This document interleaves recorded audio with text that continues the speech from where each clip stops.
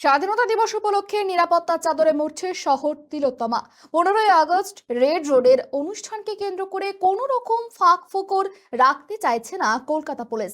Red রোডকে 15টি সেক্টরে ভাগ করে নামানো হচ্ছে 1500 পুলিশ কর্মী, ড্রোন, ওয়াচ টাওয়ার ও স্পেশাল ফোর্স।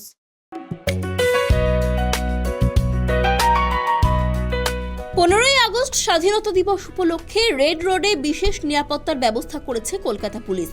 শুক্রবার রাত থেকেই গোটা রেড রোড ও সংলগ্ন এলাকাকে নিরাপত্তার চাদরে মুড়ে ফেলা হবে। নিরাপত্তার জন্য রেড রোডকে প্রায় 15টি সেক্টরে ভাগ করা হয়েছে। প্রতিটি সেক্টরের দায়িত্বে থাকবেন ডিসি পদমর্যাদার একজন করে আধিকারিক। রেড রোডে থাকছে 6টি ওয়াচ টাওয়ার ও 11টি বাংকার।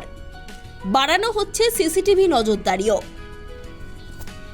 দফায় দফায় বোম স্কোয়াড ও পুলিশ কুকুর দিয়ে তল্লাশি চালানো হবে।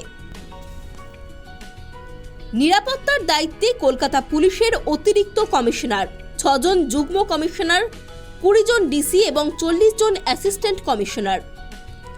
রেড রোডে মোতায়েন থাকবে প্রায় 1500 পুলিশ কর্মী। থাকছে কলকাতা পুলিশের স্পেশাল ফোর্স ও কমান্ডো বাহিনীও। শহর জুড়ে অতিরিক্ত প্রায় 3000 পুলিশ মোতায়েন। টহল দেবে 9টি পিসিআর ভ্যান ও 3টি কুইক রেসপন্স টিম। 19টি পুলিশ পিকেট থাকবে শহরের গুরুত্বপূর্ণ পয়েন্টে। মেট্রো স্টেশনগুলিতে থাকবে 25টি পুলিশ পিকেট।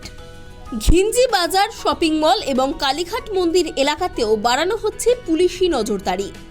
স্বাধীনতা দিবসের অনুষ্ঠানকে কেন্দ্র করে রেড রোড ও ময়দানের আশেপাশের কয়েকটি রাস্তায় যান চলাচল নিয়ন্ত্রণ ও বন্ধ রাখার সিদ্ধান্ত নেওয়া হয়েছে।